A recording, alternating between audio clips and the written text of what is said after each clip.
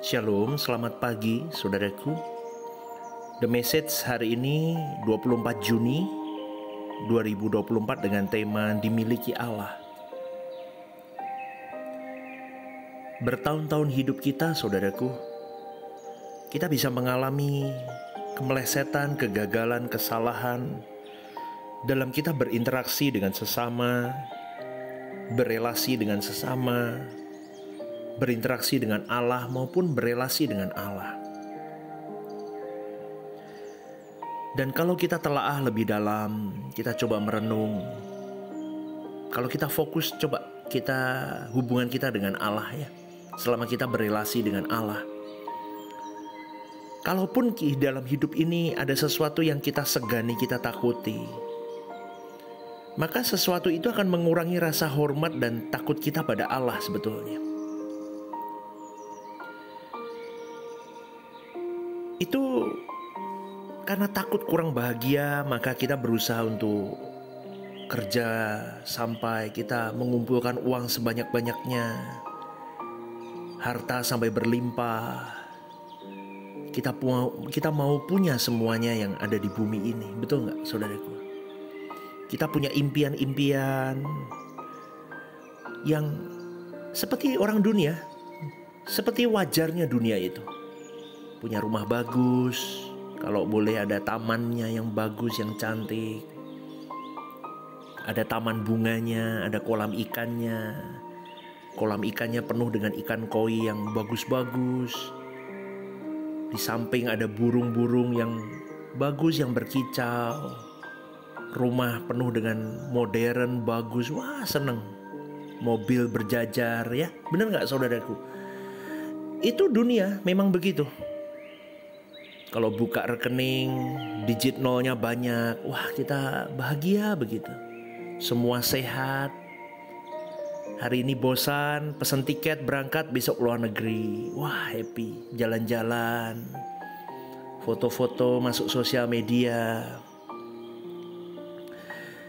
Itu impian semua orang yang ada di dunia ini, dan memang dunia mendrive di situ saudaraku.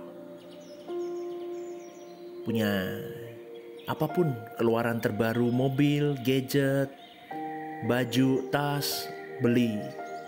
Berapapun bisa langsung beli. Wah itu impian semua orang. Turun dari mobil, semua orang menghormati, VIP. Wah seakan-akan itulah keberhasilan hidup. Semua orang menyanjung. Jujur saudaraku, itu impian semua orang. Mau berobat kemanapun ada duit. Bahkan kalau perlu dibeli rumah sakitnya sekalian. Sampai ke dokternya dibeli sekalian. Itu impian orang. Jadi saudaraku,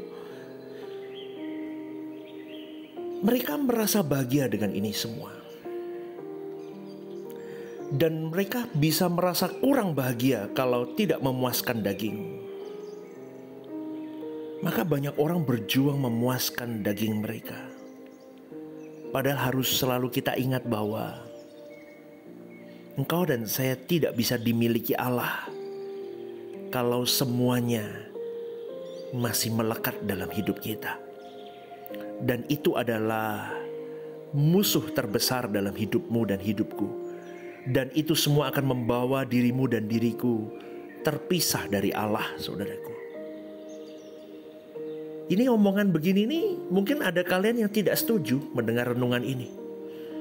Tapi coba Anda semakin dekat sama Tuhan, Anda semakin tahu bahwa itu semua yang menghambat kalian dimiliki Allah. Itu ancaman hidup paling besar sebetulnya.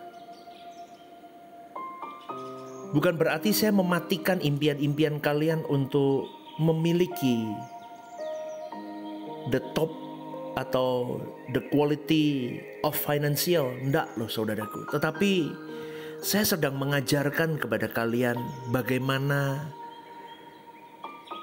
mencabut kesenanganmu itu dan ditancapkan kepada sumber kesenangan yang sejati.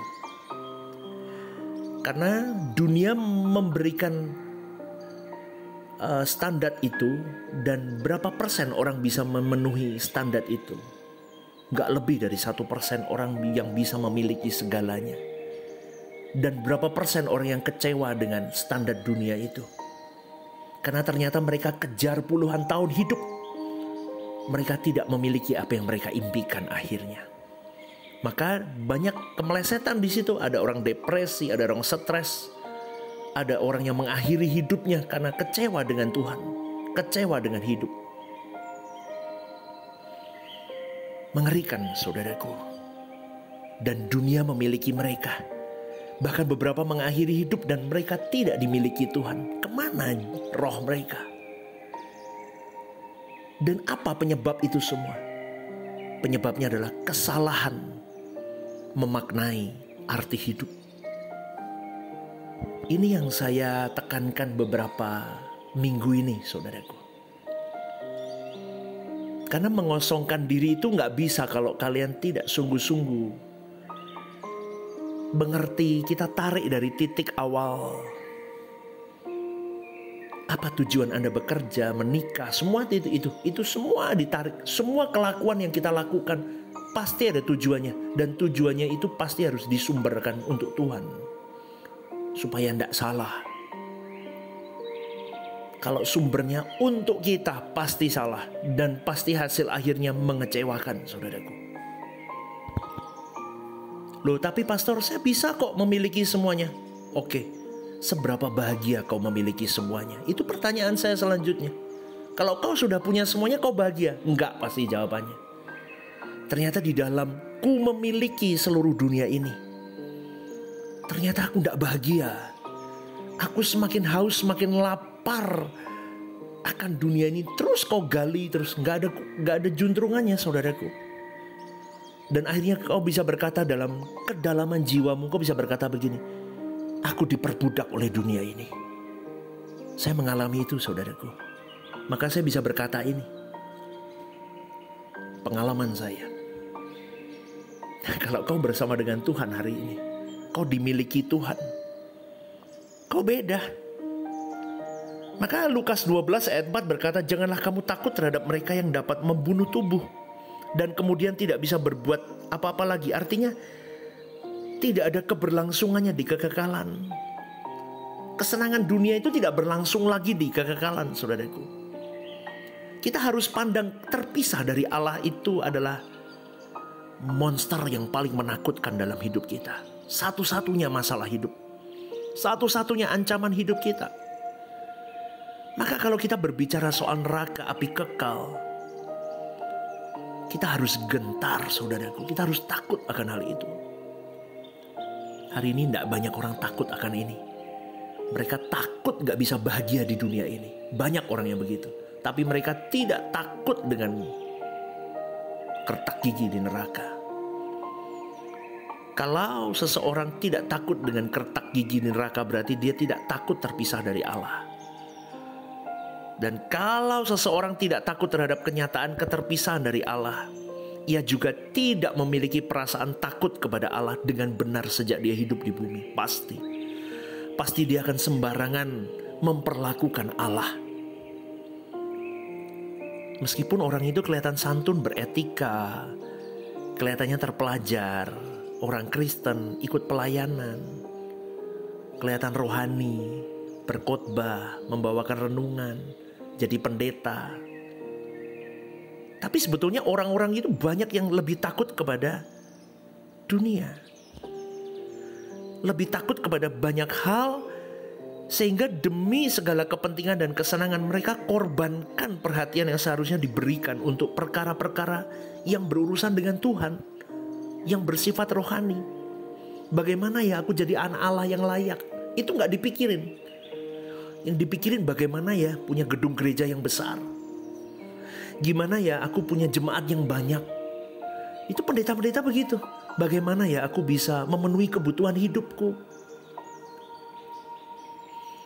Aduh, saudaraku, kadang saya sedih yang begitu-begitu.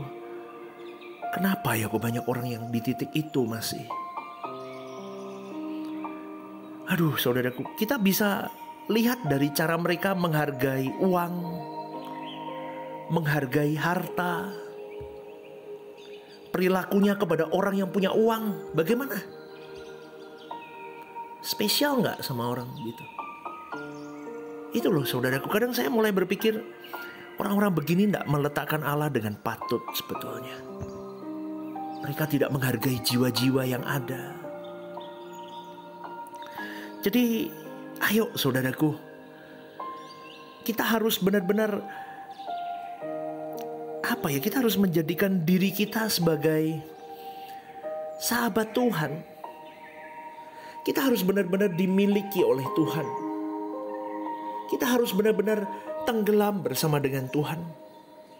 Jangan sampai engkau dan saya memposisikan diri kita sebagai seteru Allah.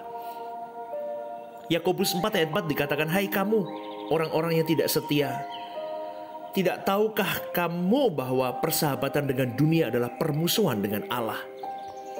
Jadi barang siapa hendak menjadi sahabat dunia ini, yang menjadikan dirinya musuh Allah. Ini berlaku buat siapa saja saudaraku, termasuk saya.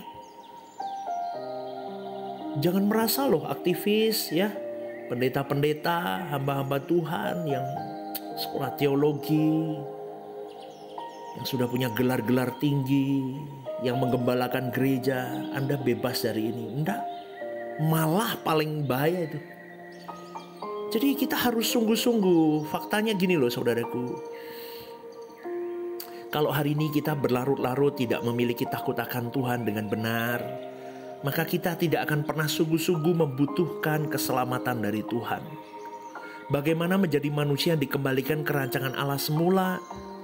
Bagaimana kita menjadi orang berkenan kalau kita tidak punya takut akan Tuhan?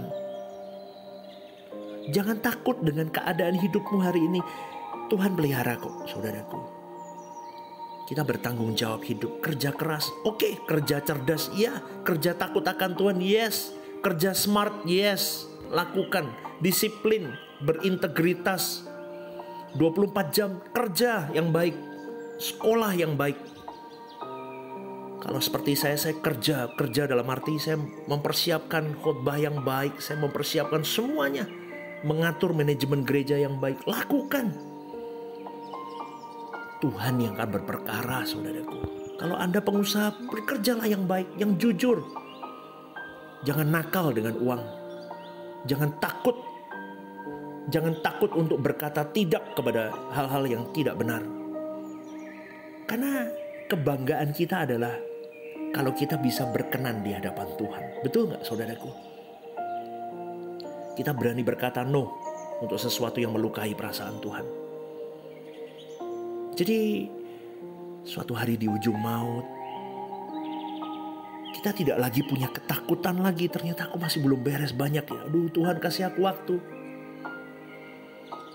Jadi di ujung maut nanti kalau kita mempersiapkan hari-hari hidup ini dengan benar, kita dimiliki Allah secara penuh, utuh.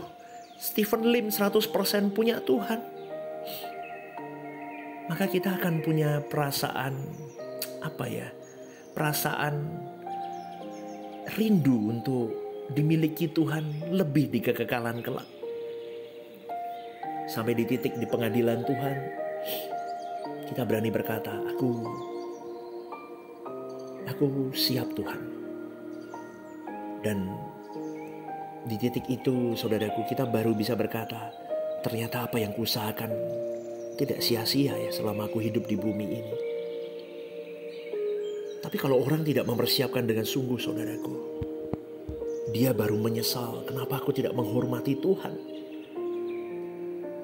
Kalau engkau dan saya hari ini tidak punya spirit radikalisme untuk benar-benar memiliki Tuhan dan dimiliki Tuhan, maka engkau akan mengalami penyesalan yang sangat tak terbatas saudaraku di lorong kematian suatu hari nanti.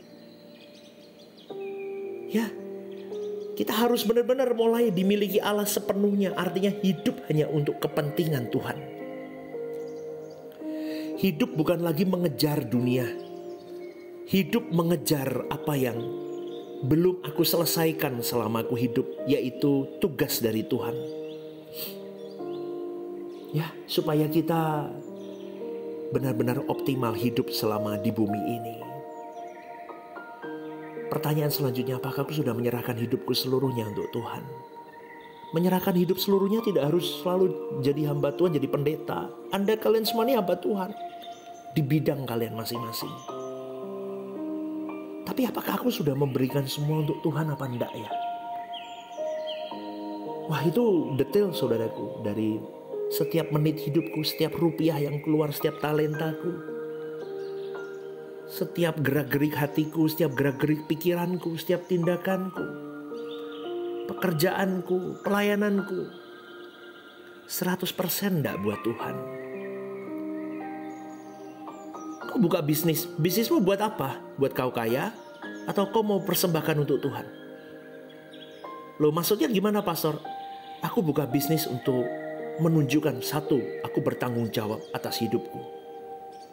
Aku tidak jadi benalu untuk orang lain. Yang kedua, di dalam aku mengatur bisnisku, aku mau menunjukkan integritasku sebagai anak Allah. Aku hidup jujur dalam bisnisku. Aku maksimal. Aku keluarkan semua potensi hidupku supaya Bapa bangga dengan apa yang kulakukan. Dan yang ketiga, dari semua hal yang aku miliki dari bisnisku, kalau itu maju, kalau itu berkembang, itu cuan, ada keuntungan, aku akan gunakan untuk pekerjaan Tuhan. Jadi berkat untuk orang tuaku, jadi berkat untuk keluargaku, jadi berkat untuk anak-anakku, untuk diriku, jadi berkat untuk pekerjaan Tuhan di gerejaku. Berani gak saudaraku? Baru kau bisa dimiliki Tuhan utuh, tapi bertahap ya. Belajarlah pelan-pelan, miliki kepekaan. Nanti Anda tahu kok apa yang Tuhan suruh, mana yang Tuhan mau, mana yang Tuhan tidak katakan. Ya, selamat pagi saudaraku. Kita berjuang bersama memiliki Dia, dimiliki Dia, sampai kita kepenuhan dengan Roh Allah, sehingga kita benar-benar hidup di dalam ketepatan demi ketepatan bersama dengan Tuhan. Tuhan memberkati.